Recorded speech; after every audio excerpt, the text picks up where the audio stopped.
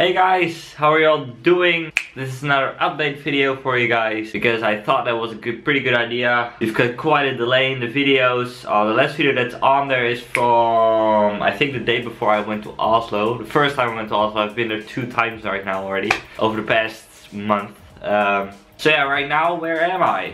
I'll give you a little sneak peek out the window. Can you see that? Oh, can you see the beautiful trees? It is autumn here. It is pretty cold.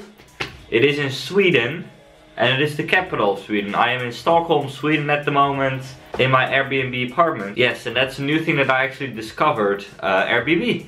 I didn't know when I was in Oslo I paid quite a bit of money. That's a story that you guys still have to see, so I don't want to spoil too much. I mean, I already spoiled that I survived the cold of Norway, so yeah, I survived and it was awesome. Even though, kind of a little spoiler for the videos, sometimes it might look like I'm not having, you know, the amount of fun that I used to have in my videos. I did have some difficult times because I went over this mountain plateau, but the scenery was absolutely amazing. So I'm really looking forward to putting those videos on YouTube. I'm editing them right now, so that's pretty good. So yeah, this is just a little update video. I'm in Stockholm, Sweden. In 3 days I'm gonna be going to Finland, a country that I've never been to before, and that's my first country that I've never been to before, so that's pretty cool. And then 3 more countries, the 3 Baltic states, Estonia, Latvia and Lithuania. And then beginning of December, which is in about a month from now, I'll take a break and go back home for 3 months. So I also make this video because I received quite a bunch of questions from the last couple of videos, and I want to answer them. I also answer them privately to them, but not everyone reads those comments, so that's why. Another thing, some people still don't get that there is a delay in the video. I put the date of the video at the beginning, like here, right here. This is where it shows up, this is where it showed up a few minutes ago, and I'll show it up again. This is more recent than the vlogs. The vlogs are still at the beginning of October, and today's the 31st of October, so that's like 20 days delay from where we are right now. The reason for that is just because it's really hard to edit these videos on the road every single day, because then my day would look like me working on the laptop quite a big chunk of the time, and then trying to find Wi-Fi to upload that video. So what I do is I just edit the videos when I'm, you know, in an Airbnb apartment or something like that for a few days, and then upload those on YouTube already. And then every other day, that's I think what you guys noticed, every other day I press the button of publish on the next video, and that video will show up on YouTube. So that's the way we're doing it right now. So anyway, bunch of questions, I'm gonna answer them. So yeah, here we go, if I can find them. Alright, Peter Cheddock, this is the winter tire video, so that's the last video. Peter Cheddock asks, oh, it's a big story about, oh, I read this one. Winter riding in the Netherlands. He thought that it is probably very cold, wet, and lots of snow there. I have to say, Peter, it's actually not true. Holland is it is wet in the winter times, but the climate is just a little too warm for it to snow. I think the last big snowfall that we had in the Netherlands was maybe back in 2012, so that's a few years ago. And he's asking if the snow piles up between the fenders and the tire when you're cycling in the snow. Now, I've not had any problems with that whatsoever. I remember back in 2012 when it was snowing that hard, I had a crappy old bike. I'll show you a picture of that one. It's a crappy old bike. I still have it back in the Netherlands. And I used to go to school with that thing every single day for 6 years, basically. Every single day, even though it was raining, windy, snowing, hail. I've had crazy storms. But yeah, my parents had to go to work too, so yeah, I kind of had no choice. I could also take a bus, but the bus was going like every half an hour, and I would have been early. And I'm a lazy boy, so I try to get, you know, depart as late as I can. So, and the bike is just, for me, in Holland, it's the most convenient thing. But I remember that time in 2012, it was really snowy. The road was also snowed up. There are salt trucks riding around in the Netherlands when it's, you know, icy or snowy. So it is a little bit less on the roads, but it's never really been that bad. But I can imagine, because he's from Canada, that the snow there can be really bad. And he's saying that removing the fenders of the bike might help. I don't know, Peter. I've not had any experience with that whatsoever. I think in 2012 maybe I had to walk a few times when it was snowing that hard, but I don't remember that much of it because I was like 12 years old back then. Anyways, yeah, a lot of people say you need to be tough riding at this time of year. I mean, yeah, it has been tough. The past 5 days I had to cycle through Sweden because I wanted to take a bus from Oslo, Norway to Stockholm, Sweden, where I am right now. But the buses and trains in Sweden for some reason don't allow bikes on them. You know, some safety reasons, I don't know. So I had to cycle the 500 kilometers from Oslo to Stockholm, and that's what I did. For the past 5 days I cycled 500 kilometers. Those vlogs are probably not so good. I don't want to spoil too much, but it was quite hard. The temperature was around 0 pretty much all the time. And then it's pretty hard to film because I have these gloves that I have to put on because otherwise my hands will be freezing. But they have these two. It's kind of like a, I don't know, it's kind of like a crab finger. But it works, and I did make some videos with it, but a lot less than I would have if it was a little bit warmer and I can just use my hands. So those vlogs might not be as long or as good as the older ones, but I don't want to spoil it too much. Just stay tuned for the next videos because there are going to be some good ones in them for sure. Alright, for the rest, that video doesn't have that many questions. Let me go to the one that I crossed into Norway. Oh yeah, there was another Peter there. He was really curious about because I have ridden and praised Recumbent Bikes, but I decided to switch to a normal bicycle again, like, you know, your conventional touring bicycle. And he asks my reason why. I have a whole video on that. I'll put a little eye right there so you can see that one. A whole video where I explain why I decided to switch from my recumbent bike that I had to my touring bicycle. Yeah, it's a pretty unlogic switch, but yeah, I mean the recumbent bike just didn't work for me. So oh wow, I see some comments that I haven't seen before. Shit, this is like 2 days ago. I'm very sorry, like the comments are going so good lately that sometimes, I don't know, my I have a notification bell, so every time someone leaves a comment I should get a notification, but sometimes I notice it misses out on some people, so I'm sorry. I just see some new comments here. Shout out to Bell & Watch. I normally don't do that, but I just see it and he says he's watching my video since 1 week, and yeah, it would mean a lot to him if I gave him a shout out. So Bell & Watch is his name. Shout out to you. I don't know you. I normally don't do this. I'm pretty against, you know, just, you know, saying like, oh, go to my channel, that kind of stuff, but whatever. Oh yeah, the video where I tell that I switched, that I changed the plans a little bit, a lot of comments about other things that I could do when I go back home. I could also, someone suggested me that I could also go cycle south instead of going back to Lithuania. I'm thinking about it though, but I'm not sure. It would be kind of cool that I just make like a circle, you know, and just stop in Lithuania and then start right where I stopped, basically. That's, I don't know why, but I just, it sounds cooler to me. Brutus de Mailius asks, can you tell me the brand of the red coats that I have? It's this one right here. It is really waterproof. It's pretty, I think it was maybe 150 euros.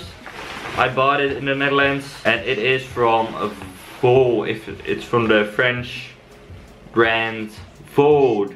You don't pronounce it like Vaude or Vaude. It's Vaux.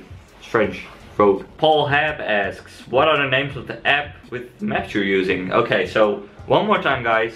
I'm gonna show you the whole process. 2 apps that I use mainly. These are Komoot, K-O-M-O-O-T, and Locus Maps. And then I also have Maps.me, but I don't use that, and that one that I just downloaded like yesterday, right, with GPS, but I don't use that. Komoot, I've seen some people that try to download it. When you download it, you can go search a destination, but it will not give you turn-by-turn directions.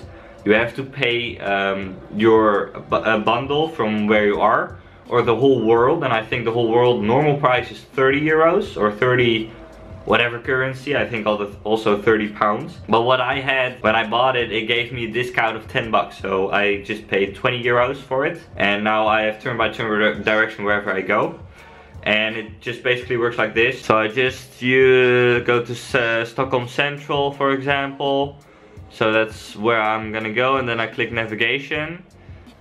Let's go. And then it says let's go. On Margaret head north to follow the tour. The voice is just a little bit robotic in my opinion. It also keeps track of your average speed, your current speed, the way you're going, your waypoints. It also has a height chart, which is really nice if you're going in the mountains. So yeah, I would really recommend it. It's also the app that I used for the past 5 days to cycle from Oslo to Stockholm. And then the other app is Locus, L-O-C-U-S. I've heard people that have tried to search it on the App Store, but they couldn't find it on the App Store.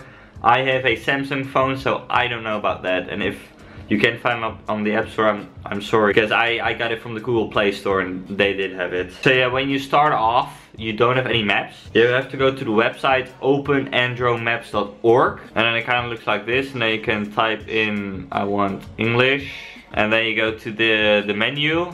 You go to the menu, and then you go to map downloads, countries and regions. Then I go Europe, and then here you have a list of all the countries that you can download. But please keep in mind, don't click on these downloads, because then it will not download the right map for you.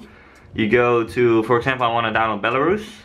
I click on the plus icon, and then down here there is a special link for Locus. So it also says L-O-C-U-S, Locus. That one you have to download. That's the right one. And the cool thing about Locus is it's just an offline map system, and it also, when you have the cycle map, the specific map for cyclists, then it also has all these purple lines, and those are basically cycle routes. As well as this red one, I think, is also a cycle route. And the blue ones too. So you have blue ones, red ones, purple ones. And if you zoom out completely, the biggest ones are mostly blue. So this big blue line is probably a Eurovelo route. So Eurovelo routes are on there as well. If you don't know what Eurovelo is, Eurovelo are specific cycle routes through Europe. For example, the Baltic Sea route or the North Sea route that I followed a little bit from Bergen to Stavanger in Norway. And those are often displayed with a blue line that you can follow as well. If you want to know more, just Google Eurovelo, E-U-R-O-V-E-L-O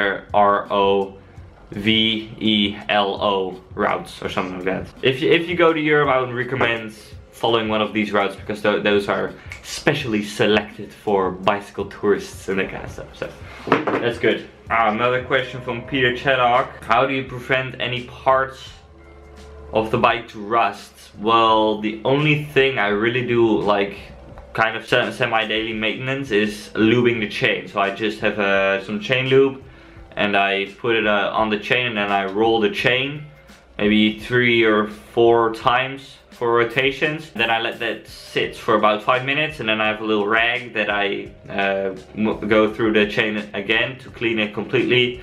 And I do that every 3 or 4 days to lube the chain. But for the rest, I don't know anything about the bike to prevent it from rust. In Oslo, I did do some small things to the bike, like the brake pads, looking at the brake pads. That was really expensive, by the way, but you will see that in the videos, and some other things. But yeah, for the rest, the bike seems to be holding pretty good. I had no problems with it. The tire, I did have some problem with the tire. It was all of a sudden like the inner tube was puncturing at the same place every time again. I had 3 inner tubes and they all punctured at the same place, but right now I have the last one in, and that held it for the past week or 2. So I think it's okay now. I think the old tubes had a little weak spot in them, so that's why probably. Oh, another shout out to the One Good Road. I don't know if you're watching, Joseph, but I've been following you for quite a bit.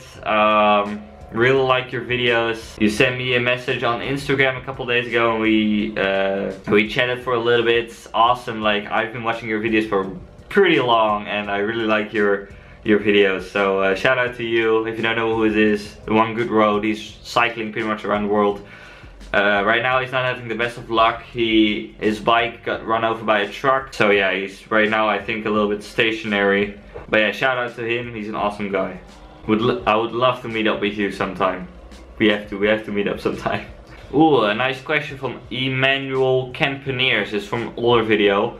Hi Thijs, great video like always. Thank you. I was wondering, how come you are such a good English speaker? You sound like a native one.